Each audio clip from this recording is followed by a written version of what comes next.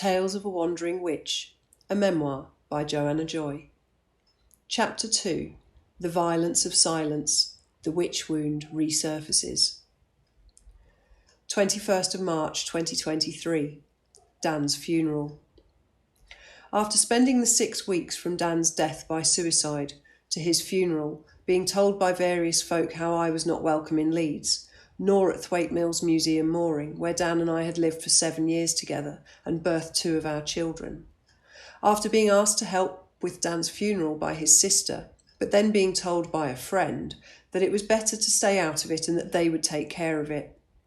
After telling another friend why I didn't think we were going to come to England after all because a few people didn't want us there, and she replied to me, "Joe, it's more than a few." After realising that this mob were anonymous, unidentified, but present in numbers, I realised that there was a witch hunt afoot. Ah, the witch wound, the persecution of the woman who will not do as she's told, who will not conform, who will not be oppressed, who will not perpetuate deception, who will not give up her sovereignty. The woman who needs no permission or validation to live her truth and protect her creations. The woman who must be silenced at all costs and then burned at the stake. And if they cannot burn her, they will banish her, silenced and banished. And so, as my children and I sat and watched Dan's funeral via live web link from Guatemala, and we listened to 40 minutes of the potted history of a man's life, I realised that I had been erased. They managed to skim over a quarter of Dan's life, neatly editing out 12 years of our life together, the purchase of 2 boats together, the birthing of 3 children together, without mentioning my name once. My children were wide-eyed with shock and disbelief, and they just kept saying, "They haven't mentioned you at all, Mummy." Stories of our life together were told, but I was conveniently not mentioned, and at least one of those stories was mine. When somebody mentioned that Dan could give tips on rearing baby hedgehogs, Holly jumped up and said, "But you looked after our baby hedgehog, Mummy, not Daddy." In removing me from the narrative of our family history, these people invalidated my own children's history and deeply precious family memories. These people think they are punishing me, but really they're punishing our children. Deleted, erased, scrubbed from the history book of his life. Well then, this woman will not be erased, this woman will not be deleted, and this woman has a story to tell. An inconvenient truth for many, I am sure, but truth nevertheless. Depossession and conversations with the spirits. 21st of March 2023, 1 p.m. Holly Elfin. "Mummy, I'm getting really horrible thoughts in my head. I can hear the words, 'Kill Joe, I wish she was dead.' I know they're not my thoughts." 21st of March 2023, 10 p.m. Channeling Luminous Dan. "Thanks for doing the healing for my mum. Thank Holly for me too. I watched you both do it. Of course I did. You called me so I came. She doesn't know what she's doing, my mum. She's no match for you. You must know that. I can truly see your power now, Joe. I never really saw it when I was alive. I saw it, but I was afraid of it, so I behaved like I didn't believe in it. I'm sorry. I did you a great disservice. I see you now. You shine while you work. I understand now why you needed me out of the way to teach Holly, or at least living me. I sabotaged her gifts, didn't I? I would have slowed her down or put out her flame altogether. She's good, isn't she? Really good. She may even be better than you. Haha, joke. I'm so sorry my friends and family have treated you like this. They scrubbed you from my life's history as if you never existed. I don't know what to say. I'm sorry. You challenge everything that they know to be true. You shatter their paradigm. You shattered my paradigm too, so I understand this. They're not important anyway now. Let it go. I know you want to pummel them into the ground. It's not worth it. You've won. They don't have me now and you do. I'm here. I'm stepping up. I'll pull my weight. I know you noticed me sorting out dinner tonight. I clocked that you clocked that. Helping Ivy and Tiger cook spaghetti while you and Holly did the depossession work for her and my mum. And thanks for the pirate coffees. What took you so long? I've been dead for 6 weeks and it's taken till now for you to make me a coffee. And where's the rum? It's not a proper pirate coffee without the rum. You looked beautiful today. Thanks for wearing the purple. 8th of December 2022. Channeling my spirit guides. Voice has power. Words have power. You have no idea how much power they hold to effect change in the material world. Silencing is a huge tactic to disempower. Think of the face masks. It is the silencing of the masses. Slaves wore masks like this to remove their power. The power of the voice, the power of their words, the power of truth. Truth is a huge threat to darkness and evil, because evil operates through deception and secrets. You have never held back on speaking truth. This is why they silenced you so many times. You are always a threat to the evildoers and evil constructs, because you refuse to keep your mouth shut. When you speak, people listen. You have a way with words. You know how to capture and hold an audience. You are an orator and an oracle. But your skills and your instrument have been damaged and repressed and prevented from being used in the most barbaric ways. You have experienced so much violence in order to silence you. You must acknowledge and honour this path and the process of the persecution you have experienced, of the rejection you have experienced, of the demonisation you have experienced, of the outcasting you have experienced, of the torture you have experienced, of the betrayal you have experienced, of the realisation that truth is dangerous to you and your loved ones. You hold the shame and the guilt for having spoken truth that got your family killed.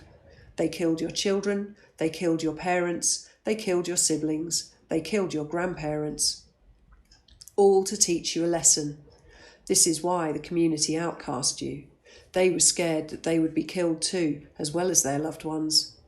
They made an example of you. They turned everyone against you, to be a warning to everyone else to keep their mouths shut. But you never did keep your mouth shut. It's not in your nature.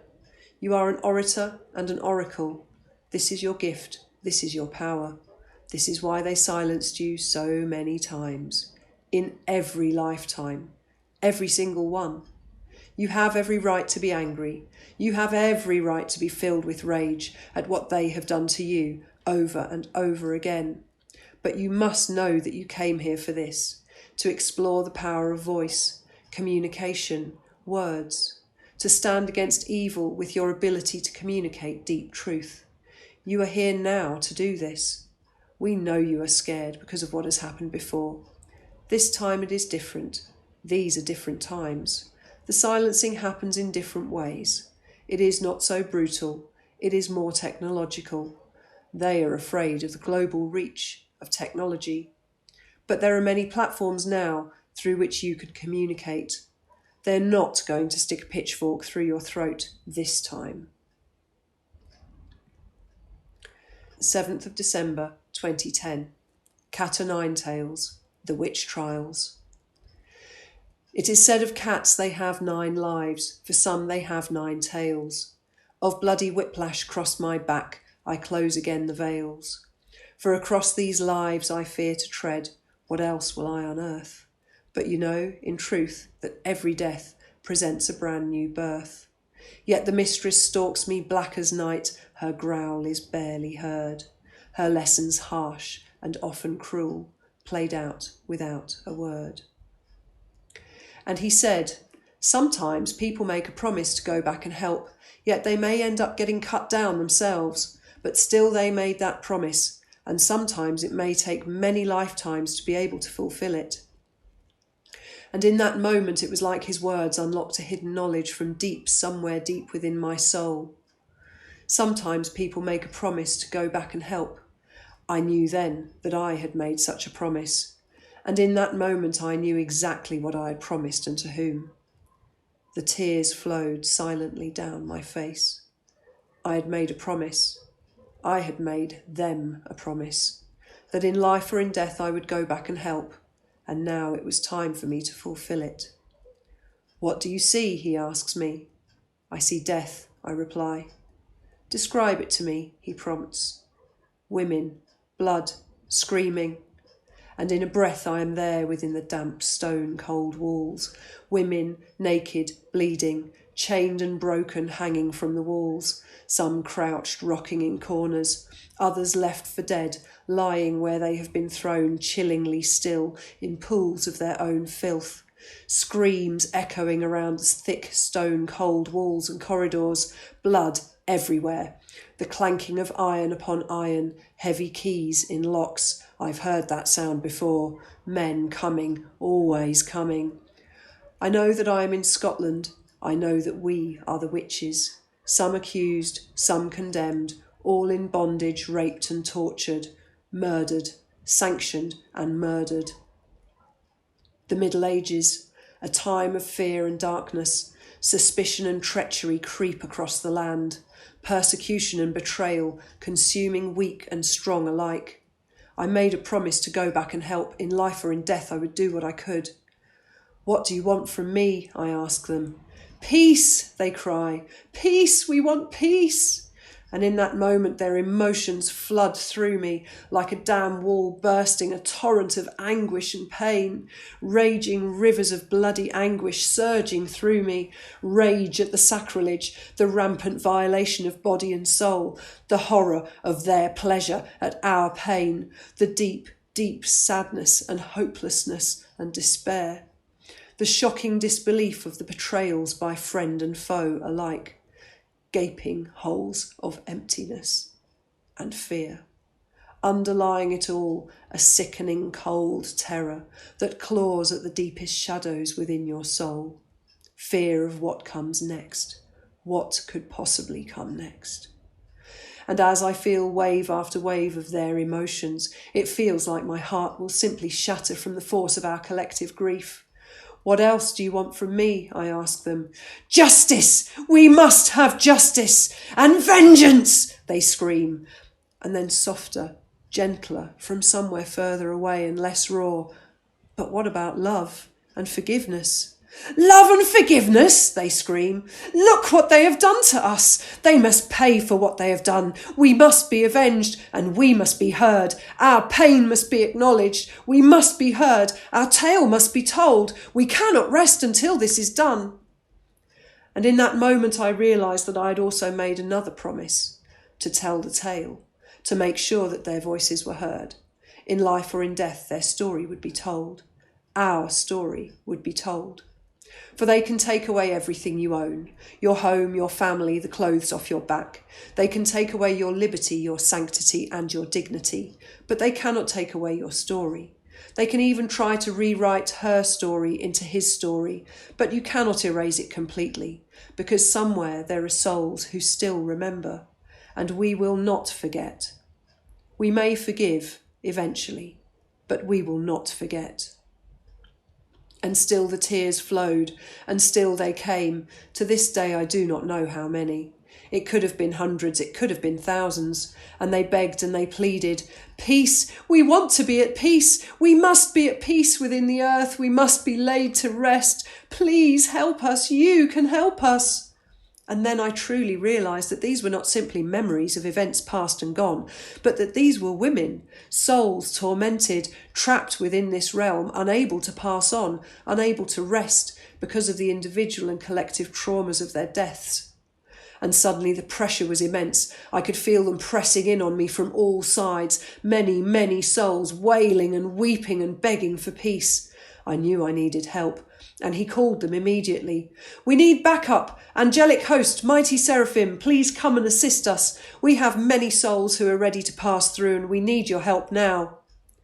And a cool, gentle breeze started to blow in from all directions, meeting my knees and blowing up through and over my body, up and over my head, carrying them with it. And as they passed through and over me, carried by the sacred winds of the angels, a great knowing was passed down to me. It told me that this was happening because I had made a promise. It was also happening because I had been calling them. Through the webs of weird, I had been calling them, and they had been gathering. Through the waters they had travelled, since the dark moon 2 moons since, When my boat Water Witch was renamed and relaunched, they had been gathering, because I had been calling to them. I thought I'd simply been calling to living women, calling them to come to me if they wanted help in healing their pains and sorrows. I hadn't realised that I was calling the dead as well. I thought I was doing some clever magical marketing for my healing business. I didn't know that I was calling to the dead. And still they passed over me, still they passed through me, many, many souls, all the while feeling still their sorrows and their grief, whilst simultaneously this higher knowledge spoke to me further. It told me that this was necessary, this mass migration and transition of souls, these souls for ages trapped and tormented, yet now the time was right for them to pass over, to rest and heal, and then to prepare for the coming planetary transition. For the goddess is stirring and gathering her daughters. For the preservation of our Earth Mother and for the survival of humanity upon her, these souls are needed to return the knowledge of the old ways, the ways of women, the ways of healing, of honouring and respecting our mother and each other. And these witches shall return, healed and rejuvenated, to herald in a new age of love and compassion for all the children of Mother Earth, the animals and the plants, the oceans and the soil, the people, and for spirit. I was told that the circle of women who sat around me, supporting me in this vast portal for soul transition, were all connected in some way to this karmic release, and that we had all done good service to our mother today. Gradually, the cool breeze lessened, the pressure died down, and the emotional flood trickled to an end, and we were all at peace. They had gone, and I felt dirty, dirty inside and out, spiritually tainted. I yearned for a fast-flowing waterfall to cleanse me of their pain. I had to make do with the dribbly old shower, and I sat underneath it for a long time. Aftershocks of emotion, combined with further memories, realisations and revelations, washed over me sporadically for the next few days. When I came out of the shower, I looked in the mirror, and there, clear as day, was a handprint around my throat. A perfect, bright red handprint. Incarcerated, violated, strangled. The pattern of my life. And now I realised, not just this one. Mistress, you stalk me, silent as the night. And suddenly you roar and pounce, your claws tearing at my flesh, your teeth closing round my throat, and then you take me into death once more.